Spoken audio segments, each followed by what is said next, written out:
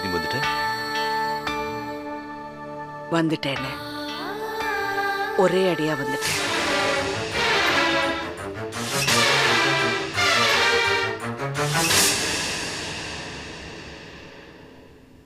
என்னம்மா சொல்ற? என்னன்னு அப்படி பாக்குறீங்க? கல்லானாலும் கணவன், கல்ல தூக்கி தலை மேல போட்டாலும் கணவன் இருக்காம இவ ஏன் இங்க வந்திருக்கான்னு பாக்குறீங்களா?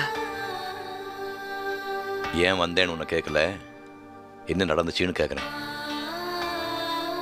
ஒன்னா ரெண்டா என்னென்னமோ நடந்து போச்சு. நீங்க எல்லாரும் சேர்ந்து எனக்கு நல்லது செய்யறதா நினைச்சு அனுப்பிச்சு வச்சிங்க. இதெல்லாம் நடக்கும்னு எனக்கு தெரியும். அதான் எல்லாத்தையும் நான் சகிச்சுட்டு இருந்தேன். யாருக்காக? சூர்யாவுக்காக. பொறுத்தது போதும், இனிமே அங்க இருக்க கூடாதுன்னு முடிவெடுத்தது நான் இல்லைன்னு சூர்யா தான்.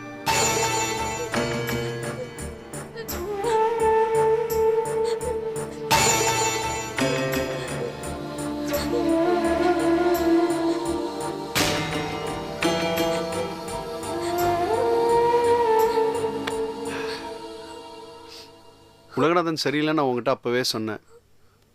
நீ கேட்காம அக்காவை திரும்ப அனுப்பி வச்ச. இப்போ அக்கா நிலைமையை பார்த்தியா?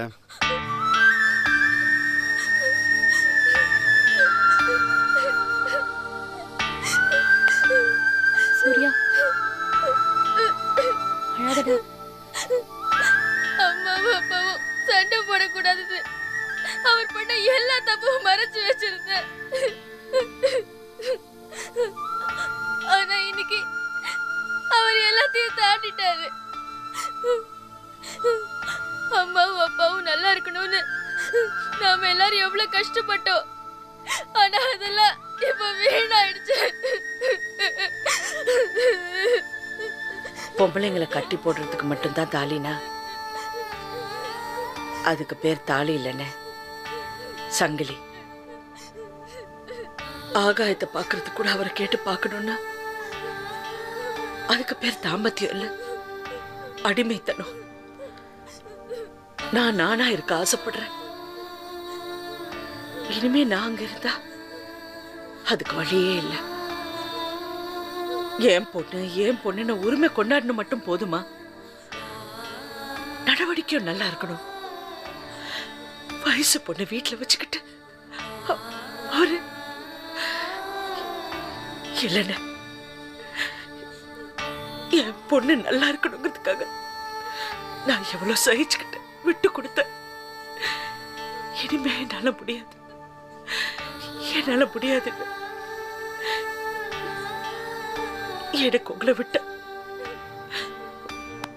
விட்ட எனக்கு வேற யாருன்னு இருக்காங்க?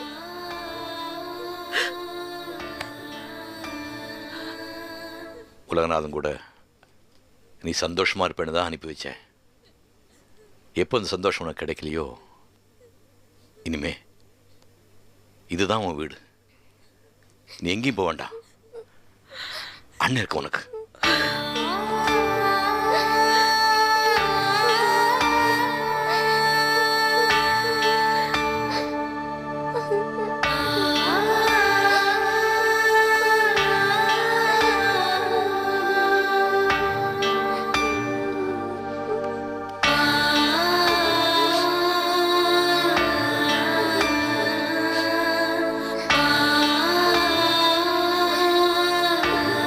இருவரும் இணைந்து கொடுத்திருந்த விவாகரத்து மனுவை இந்த கோர்ட் ஏற்று